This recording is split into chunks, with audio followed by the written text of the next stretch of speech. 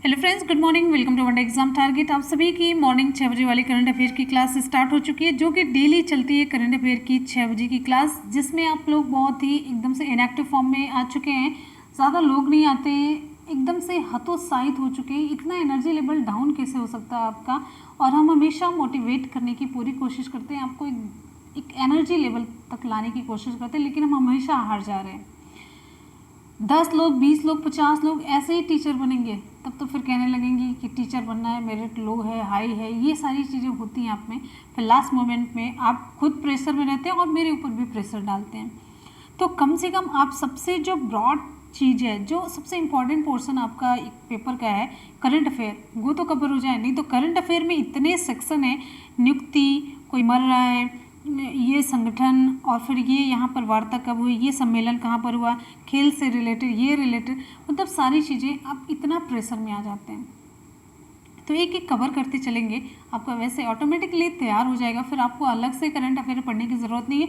और हम करंट को यहाँ पर बहुत ही इंटरेस्टिंग वे में करंट को जीएस के साथ साथ कवर कर रहे हैं। तो फिर इतना लेट क्यों? एनर्जी के साथ जुटिए। अगर आपको एक सीट पक्की करनी है तो अभी से आपको लग जाना है।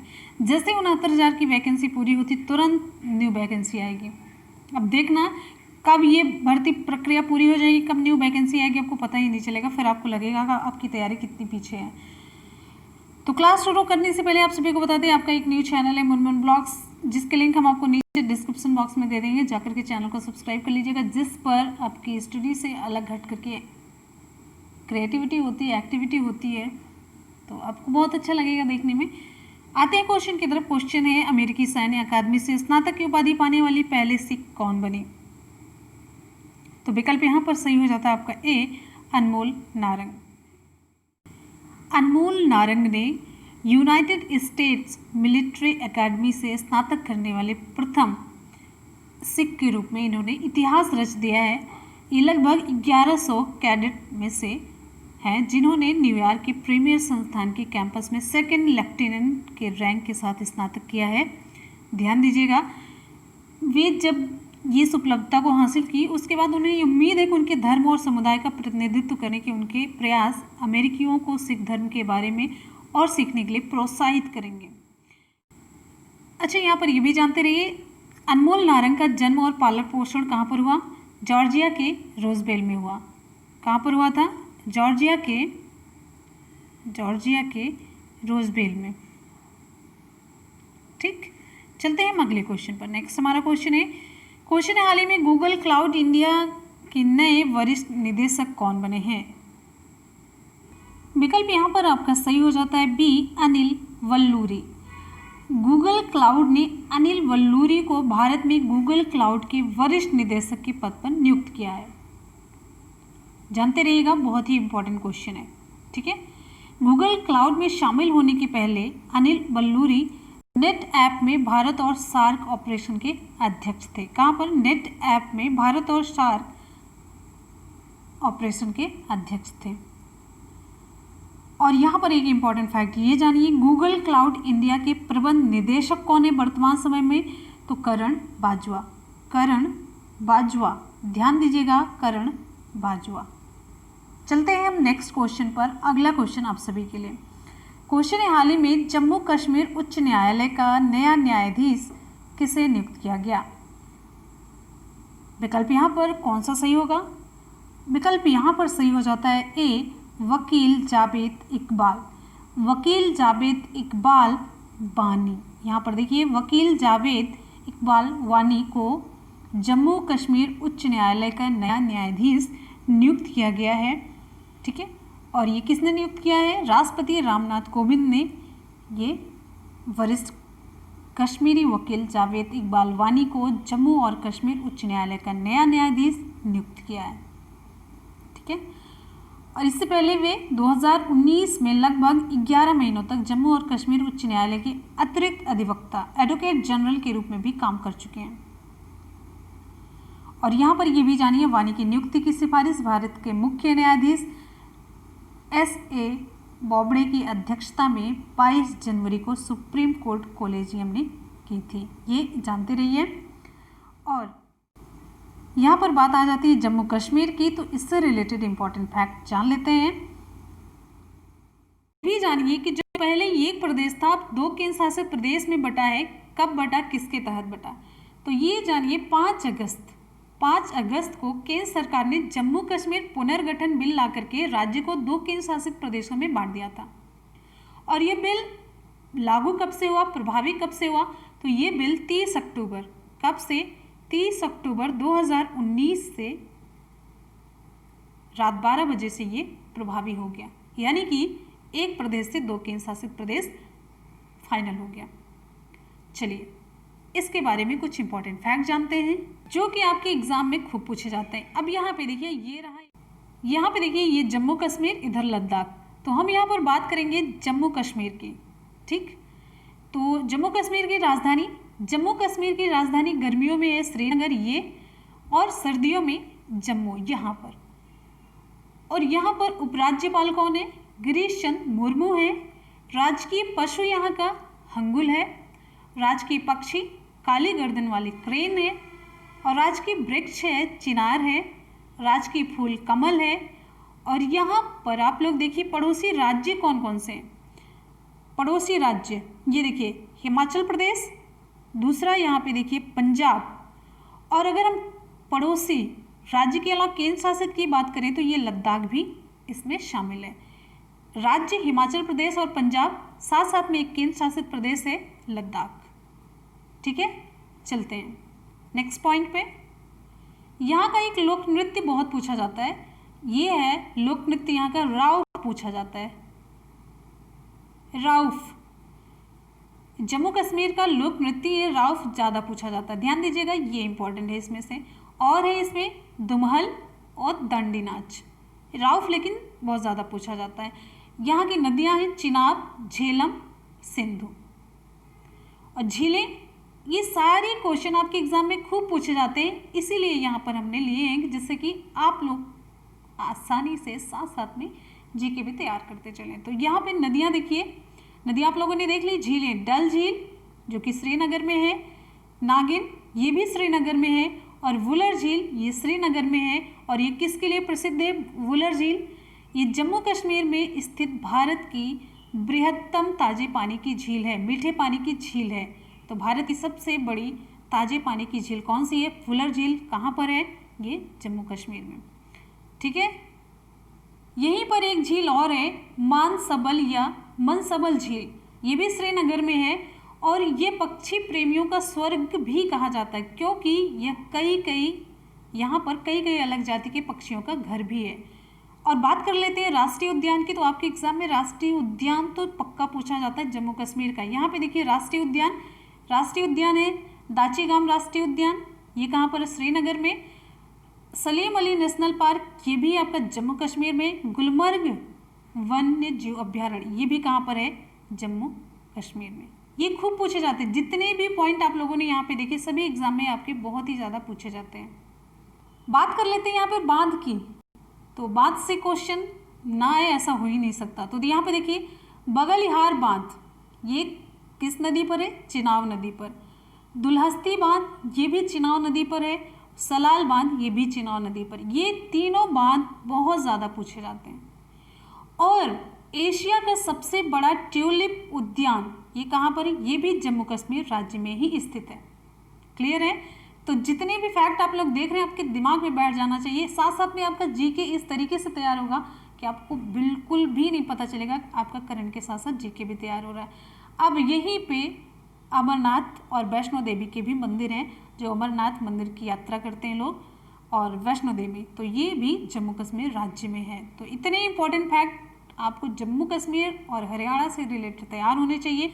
उम्मीद है कि आपको पसंद आ रहा होगा। अगर वीडियो पसंद आ रहा है तो वीडियो को लाइक ज़रूर कीजिए और अपने दोस्तों में शेयर बिल्कुल भी करना ना भूलें। और अगर चैनल पे नए स्टूडेंट हैं तो चैनल को सब्सक्राइब जरूर कर लेंगे। तो चलिए अगले क्वेश्चन की तरफ हम आ जाते हैं। अगला क्वेश्चन आप सभी की स्क्रीन पे। क्वेश्चन है, हाल ही में रोटरी इंडिया ने ई सामग्री प्रसारित करने के लिए किसके साथ समझौता किया?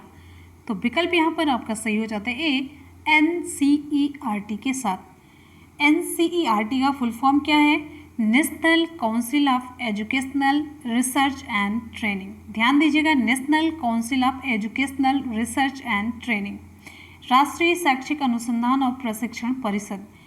इन्होंने मानव संसाधन विकास मंत्रालय के सहयोग से रोटरी इंडिया फाउंडेशन के साथ डिजिटल रूप से एक समझौता ज्ञापन पर हस्ताक्षर किया है।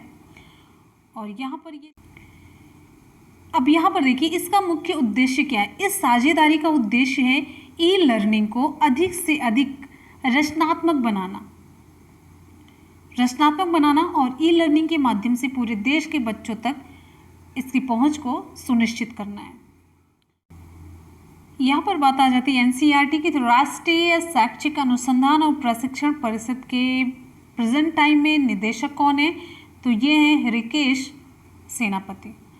और केंद्रीय मानव संसाधन विकास मंत्री कौन है? रमेश पोखरियाल निशंक। नेक्स्ट क्वेश्चन पर हम आएंगे। अगला है, हाल ही में S&P रेटिंग ने वित्त वर्ष 2021 में भारतीय अर्थव्यवस्था के कितने % तक गिरने का अनुमान लगाया? तो विकल्प यहाँ पर सही हो जाता है, ये 5% तक। S&P ग्लोबल रेटिंग एजेंसी है, तो इसने उभरती अर्थव्यवस्थाओं पर अपनी रिपोर्ट जारी की है। इस रिपोर्ट का नाम है financial conditions reflect optimism lockdown fatigue emerges. ये जारी की है, तो थोड़ा सा बड़ा नाम है, एक बार फिर से बोल देते हैं। Financial conditions reflect optimism lockdown fatigue emerges, ये रिपोर्ट जारी की है। इस रिपोर्ट में रेटिंग एजेंसी ने वित्त वर्ष 2020-21 में भारतीय अर्थव्यवस्था में 5% तक की गिरावट का अनुमान लगाया। ठीक है, और यहाँ पर ये भी जानिए, इसके अलावा S&P ग्लोबल रेटिंग्स ने वित्त वर्ष 2021-22 में, ये तो हमने 20-21 की बताई है, 2021-22 में भारत की विकास दर 8.5% तक रहने की संभावना जताई है। और साथ ही वित्त वर्ष 2022-23 में भारत की विकास दर 6.5% रहने का भी इसने अनुमान लगाया है। तो सब कुछ मैंने आपको बताया। अगले क्वेश्चन पर हम आ जाते हैं। अगला क्वेश्चन है, हाल ही में विश्व बैंक ने किस राज्य को 1950 करोड़ रुपए का ऋण प्रदान किया? तो विकल्प यहाँ पर सही हो जाता है, सी, पश्चिम बंगाल, वेस्ट बंगाल। विश्व बैंक ने पश्चिम बंगाल सरकार को 1950 करोड़ रुपए का ऋण प्रदान किया है। पश्चिम बंगाल सरकार को ये जो ऋण राशि मिली है, राज्य में कोविड-19 स्थिति से निपटने और विकासात्मक कार्यों के लिए दी गई है। ठीक है, चलिए यहाँ पर अब बात आ जाती है पश्चिम बंगाल की। तो पश्चिम बंगाल से रिलेटेड इंपॉर्टेंट फैक्ट जान लेते हैं। और यहाँ पर ये भी जानिए, विश्व बैंक के अध्यक्ष कौन है? डेविड मलपास है। विश्व बैंक का हेडक्वार्टर कहाँ पर है? आप लोगों को कमेंट सेक्शन में कमेंट करके बताना है। तो यहाँ पर जान लेते हैं पश्चिम बंगाल के बारे में। जब भी हमें करंट में कोई स्टेट आ रहा है तो उसे हम डिटेल में देखते चलते हैं। साथ साथ में जैसा कि मैंने कहा था, करंट के साथ आपका जीएस भी बहुत ही इंटरेस्टिंग वे में हम कवर करवाएंगे। तो आप लोग यहाँ पर देखिए ध्यान से। बात आ जाती है यहाँ पे पश्चिम बंगाल की, वेस्ट बंगाल। तो इसे हम मैप में देखेंगे। ये भारत का इधर का देखिए पूर्वी एरिया है। आपको मैप क्लियर दिख जाए इसलिए मैंने यहाँ पे मैप कट करके दिखाया है, जूम करके। ठीक है, अब यहाँ पे देखिए, ये रहा आपका वेस्ट बंगाल। यहाँ से इस तरीके से जाते जाते ये देखिए यहाँ तक ये पूरा पश्चिम बंगाल फैला हुआ है। ठीक है, ये पूरा दिख रहा है पश्चिम बंगाल। इधर है बंगाल की खाड़ी, बे ऑफ बंगाल। अब यहाँ पे आप देखिए, सबसे पहले हम ये देखेंगे वेस्ट बंगाल की राजधानी है कोलकाता। यहाँ पर हम ये देखेंगे वेस्ट बंगाल किन किन राज्यों के साथ सीमा बना रहा है और किन किन देशों के साथ, मतलब इंटरनेशनल बॉर्डर कितने टच करते हैं इससे और इंडियन स्टेट्स कितने टच करते हैं। तो यहाँ पर देखिए, सबसे पहले हम स्टेट की बात करेंगे, कितने राज्य इसके साथ सीमा बना रहे हैं। तो पहला राज्य यहाँ पे देखिए उड़ीसा, जिसकी राजधानी क्या है? भुवनेश्वर। दूसरी है झारखंड, स्टेट आप जोड़ते चलिएगा। दूसरी है झारखंड। तीसरी है बिहार। झारखंड की राजधानी रांची, बिहार की राजधानी पटना। साथ साथ में राजधानी भी आप जानते चलेंगे। अब फिर यहाँ पर आप देखेंगे, ये रहा सिक्किम। इतना पोर्शन ये देखिए सिक्किम है, ये टच कर रहा है ये पश्चिम बंगाल से। ठीक है, 1 2 3 4। एक स्टेट यहाँ पर आपको और देखने को मिलेगा, ये रहा असम, ये वाला भाग यहाँ पे देखिए ये टच कर रहा है। तो ये 5 स्टेट हैं जिनसे ये सीमा बनाता है वेस्ट बंगाल। अब यहाँ पे इंटरनेशनल बॉर्डर की हम बात करेंगे। इंटरनेशनल बॉर्डर की अगर हम बात करते हैं तो ये रहा यहाँ पर भूटान, ये भूटान है, ये है नेपाल, ये इधर ये पूरा पोर्शन ये नेपाल है, ये भूटान है और ये है बांग्लादेश। ठीक, तो कितने इंटरनेशनल बॉर्डर हुए? नेपाल, भूटान और बांग्लादेश, 3 देशों की सीमाएं पश्चिम बंगाल को टच करती हैं। क्लियर है? अब यहाँ पर और आगे आपको इम्पॉर्टेंट फैक्ट बहुत ही इंटरेस्टिंग बताते हैं। वेस्ट बंगाल की राजधानी क्या है? कोलकाता।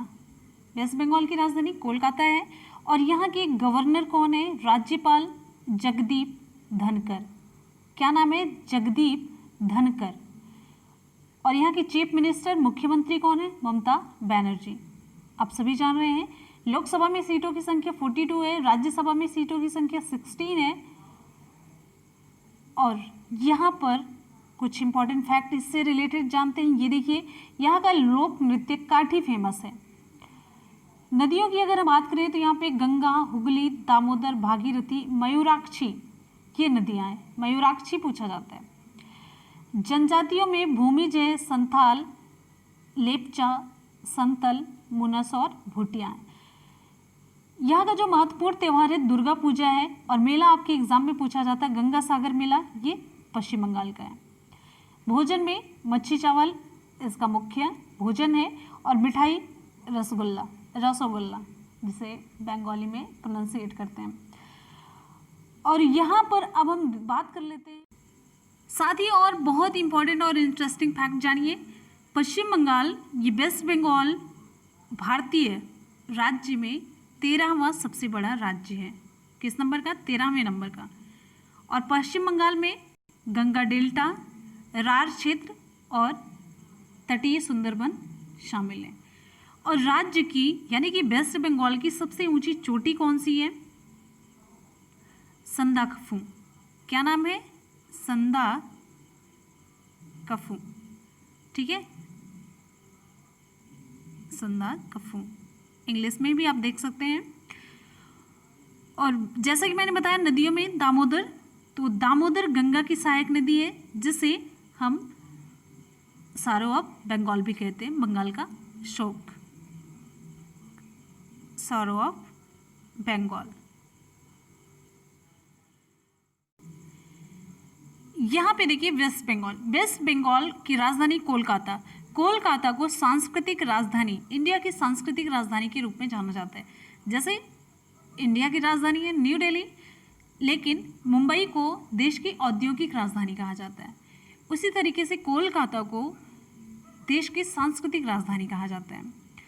और वेस्ट बंगाल की मुख्य नदी जो है वो है गंगा। गंगा वेस्ट बंगाल की मुख्य नदी है जो 2 धाराओं में बढ़ जाती है। एक धारा बांग्लादेश में चली जाती है। कौन सी धारा होती है? पद्मा। गंगा से ही 2 धाराएं बढ़ती हैं। पद्मा नदी जो है किसमें? यहाँ पे बांग्लादेश में प्रवेश कर जाती है। दूसरी वेस्ट बंगाल में भागीरथी नदी और हुगली नदी के रूप में बढ़ जाती है, दोनों धाराएं। बहुत ही इंपॉर्टेंट है, नेशनल पार्क जान लेते हैं। कौन कौन से नेशनल पार्क है जो आपके एग्जाम में है? तो बहुत जो आपके एग्जाम में मेनली पूछे जाते हैं। Buxa national park, Buxa national park West Bengal में है। Sundarban national park West Bengal में। Jaldapara national park West Bengal में। ये सभी वेस्ट बंगाल जितने मैंने बताए आपको तीनों, ये एग्जाम में बहुत पूछे जाते हैं। आप लोग ध्यान रखिएगा, भूलना कुछ भी नहीं है। चावल के उत्पादन में वेस्ट बंगाल पहले स्थान पर है, दूसरे स्थान पर उत्तर प्रदेश और तीसरे स्थान पर है पंजाब। और हाल ही में भारतीय रेलवे ने पश्चिम बंगाल में किस स्टेशन पर? आसनसोल रेलवे स्टेशन पर देश का पहला रेल रेस्टोरेंट शुरू किया, जिसका नाम रखा गया रेस्टोरेंट ऑन व्हील्स। और देश का पहला अंडर वाटर मेट्रो कोलकाता में शुरू किया जाएगा। भारत की पहली अंडर वाटर ट्रेन इसी हुगली नदी के नीचे से स्टार्ट होगी। और यहाँ पर ये भी जानते चलिए कोलकाता में ही सबसे पहले मेट्रो सेवा भी शुरू हुई। मेट्रो सेवा भी यही कोलकाता में शुरू हुई और अंडर वाटर मेट्रो सेवा भी यहीं पर शुरू होगी। बहुत ही इंपॉर्टेंट क्वेश्चन है हाल ही में नासा डिस्टिंग्विश्ड सर्विस मेडल से किसे सम्मानित किया गया? विकल्प यहाँ पर आपका सही हो जाता है ए, रंजीत कुमार। ये भारतीय एरोस्पेस उद्यमी है रंजीत कुमार, और इन्हें यानी कि रंजीत कुमार को नासा ने इंजीनियरिंग योगदान, तकनीकी उत्कृष्टता, कार्यकारी नेतृत्व, इन सभी के लिए उन्हें NASA distinguished service medal, NASA विशिष्ट सेवा पदक से सम्मानित किया। ये 30 वर्षों से नासा के साथ जुड़े हुए हैं और उन्होंने अंतर्राष्ट्रीय अंतरिक्ष स्टेशनों को उन्नत बनाने में बहुत ही महत्वपूर्ण योगदान दिया है। ठीक है, और एक चीज़ आपको यहाँ पर इम्पोर्टेंट फैक्ट बताते हैं, आर के चेट्टी, आर के यहाँ पर नाम लिख देते हैं, आर के चेट्टी पांडिपति 2002 में इस सम्मान को पाने वाले पहले भारतीय थे। पांडिपति, ये जो पुरस्कार अभी रंजीत कुमार को मिला है, तो 2002 में ये पुरस्कार पाने वाले पहले भारतीय बने थे आर के चेट्टी पांडिपति। अब यहाँ पर बात आ जाती है नासा की, तो नासा के बारे में इंपॉर्टेंट फैक्ट जान लेते हैं। पर देखिए, नासा का full form national aeronautics and space administration, NASA का फुल फॉर्म है। नासा का फुल फॉर्म एन से है नेशनल, ए से एरोनॉटिक्स एंड एस से स्पेस, ए से एडमिनिस्ट्रेशन। क्लियर है, जिसे संक्षेप में नासा कहते हैं। ये संयुक्त राज्य अमेरिका की सरकार की शाखा है जो देश के सार्वजनिक अंतरिक्ष कार्यक्रमों व एरोनॉटिक्स व एरोस्पेस संशोधन के लिए जिम्मेदार है। और इसकी स्थापना कब हुई? 29 जुलाई 1958 को, 1958 को इसकी स्थापना हुई थी। और इसका मुख्यालय कहाँ पर है? इसका मुख्यालय है संयुक्त राज्य अमेरिका के वाशिंगटन डीसी में। नासा के प्रेजेंट टाइम में प्रबंधक कौन है? चार्ल्स बोल्डन है। ठीक है, ये प्रबंधक है चार्ल्स बोल्डन, और डिप्टी प्रबंधक लोरी गार्वर है। तो फ्रेंड्स, यहाँ पर आज के करंट अफेयर के क्वेश्चन हो जाते हैं कंप्लीट। चलते हैं सुपरफास्ट रिवीजन की तरफ। सुपरफास्ट रिवीजन में क्वेश्चन आप सभी की स्क्रीन पर। अमेरिकी सैन्य अकादमी से स्नातक की उपाधि पाने वाली पहली सिख कौन बनी? तो विकल्प यहाँ पर ए सही हो जाता है, अनमोल नारंग।